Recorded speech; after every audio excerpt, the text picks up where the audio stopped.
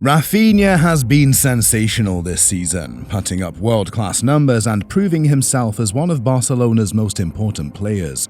But what if I told you that despite all of that, Mbappe is still going to win the Ballon d'Or ahead of him? And the craziest part? It could all come down to just one trophy. Well, let's talk about it. Because whether we like it or not, the man has been balling out this season at Barcelona. And not just in a casual, he's having a good year kind of way.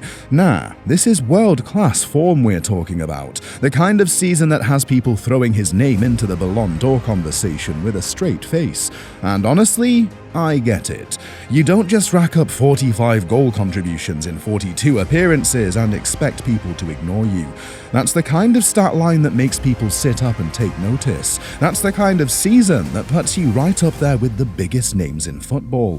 Think about where Raphinha was just a year or two ago. This is a player who was practically being pushed out the door by Barcelona, not once, but twice. The club's financial issues meant that they were willing to sell him off if the right offer came in, and for a while, it genuinely looked like his time at Camp Nou was going to be short-lived. He went from being a player constantly linked with a move away to someone who completely reinvented himself under Hansi Flick. And now, he's one of the most important players in the squad, one of the main reasons Barcelona is still fighting for multiple trophies, and he has somehow transformed himself into a genuine world-class star. What makes Raphinha's rise even more impressive is the way he's done it. When he first arrived in Barcelona, a lot of people saw him as just another flashy Brazilian winger, a guy with pace, a bag of tricks, and not much else. But this season, he's proven that he's way more than that. His decision-making has improved massively. His finishing has gone up a level, and perhaps most importantly, he has become a match winner.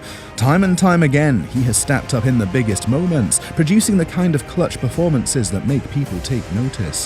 Whether scoring screamers from outside the box, providing pinpoint assists, or just being an absolute menace on the wing, Raphinha has been the difference maker for Barcelona this season. And that's why people are putting him up in the Ballon d'Or conversation.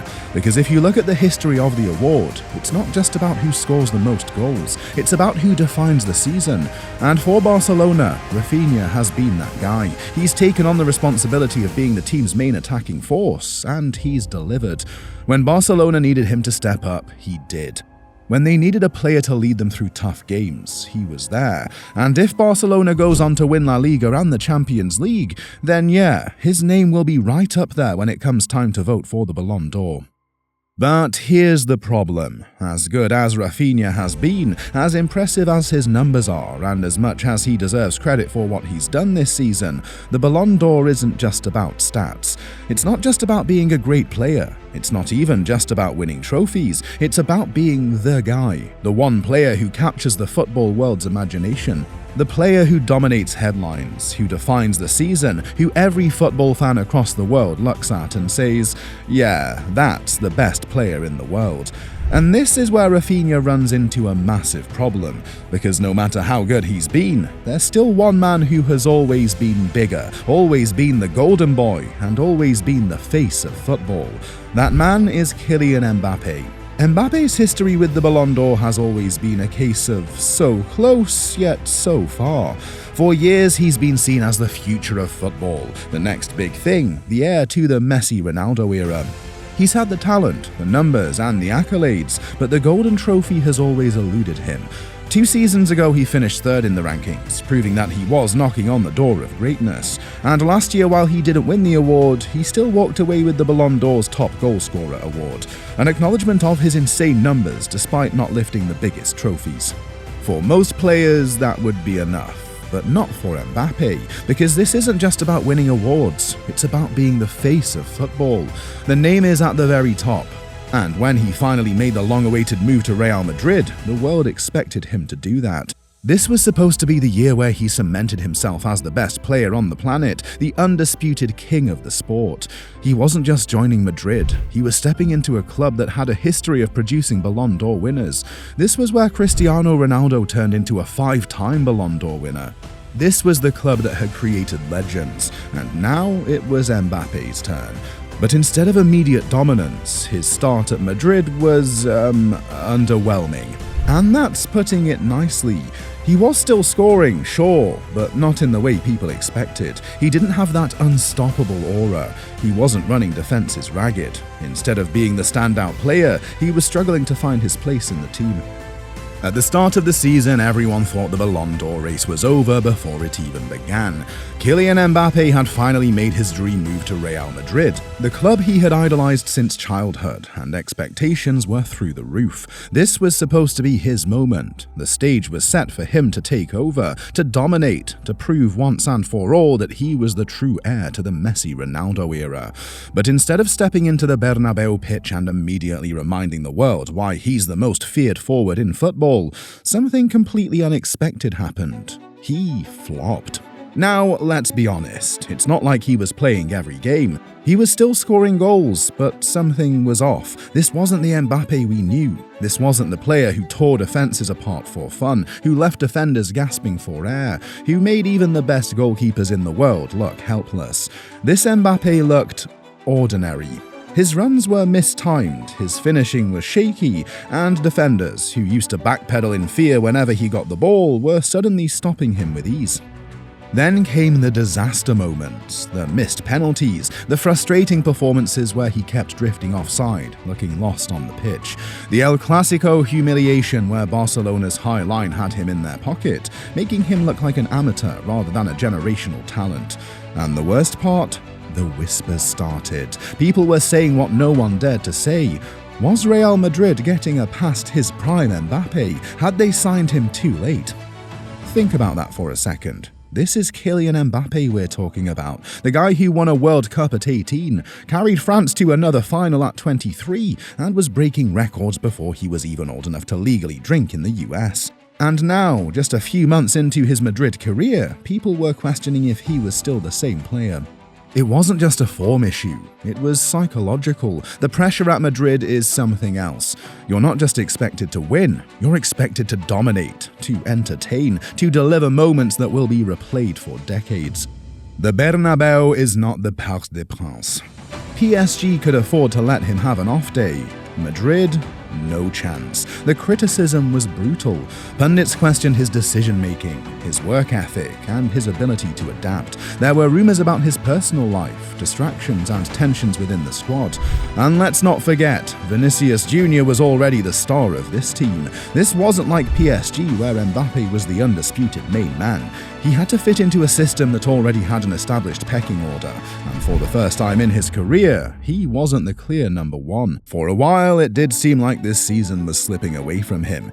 It felt like he had lost that killer instinct, like he was second-guessing himself. He had moments of brilliance, but they were few and far between. This wasn't the dominant, confident, ruthless Mbappé the world had come to fear. This was a shadow of his former self. And then everything changed. It's almost like he just flipped a switch. The goal started flowing again, the sharpness returned, the hesitation in front of the goal gone. The fear defenders once had, it was back. Suddenly he was beating players with ease, making the right turns and finishing with the kind of ice-cold composure that made him famous in the first place. It was like watching Mbappé 2.0. A version of him that had been tested, doubted, and then came back stronger than ever. The tactical adjustments made a huge difference. At the start of the season, he was often playing in a rigid number 9 role, isolated and forced to play with his back to goal more than he liked. But Carlo Ancelotti, realizing this wasn't maximizing Mbappe's strengths, made a crucial tweak. He gave him more freedom to drift left, to interchange with Vinicius Jr., to find space in ways that made him dangerous again.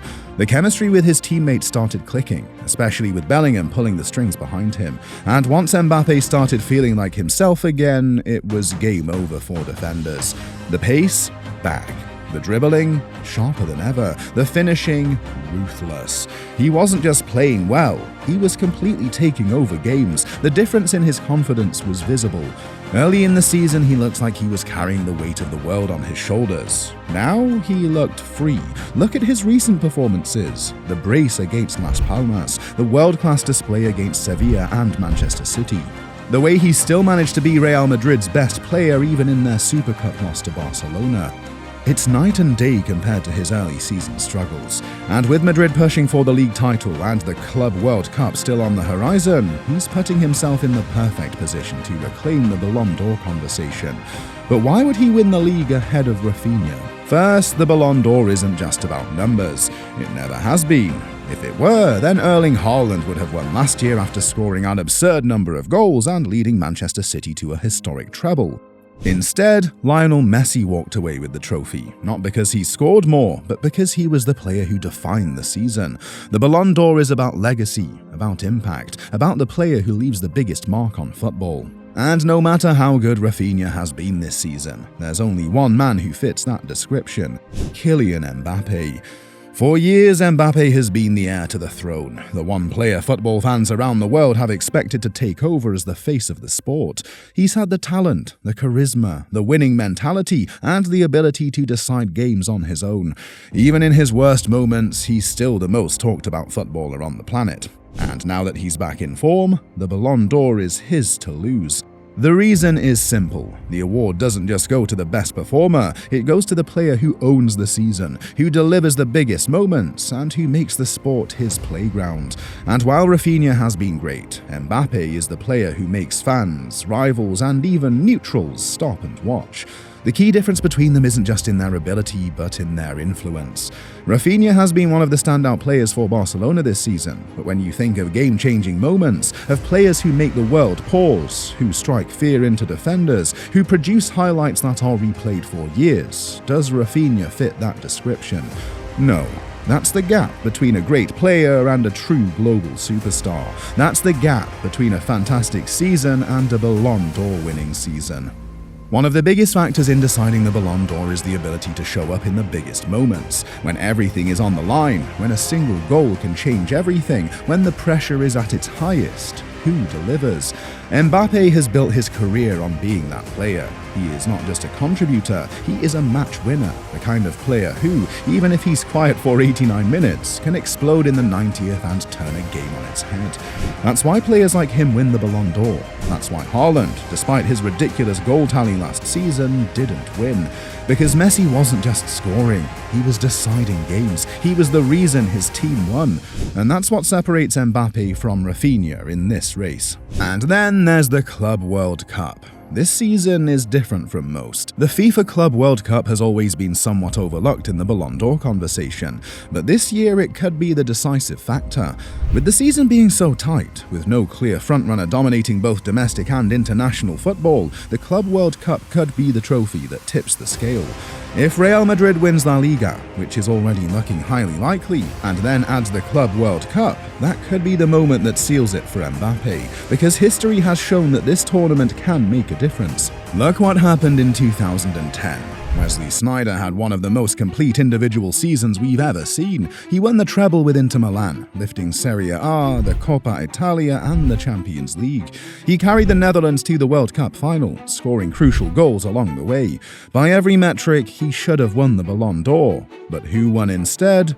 Messi. And what did Messi win that year? La Liga and the Club World Cup. That's it. No Champions League, no international trophy, just domestic dominance and success in the Club World Cup. And yet, that was enough for him to take the biggest individual prize in football. That alone tells you how important this tournament can be when the race is this close. If Madrid wins La Liga and the Club World Cup, Mbappé could easily replicate what Messi did in 2010. That's something Raphinha simply doesn't have.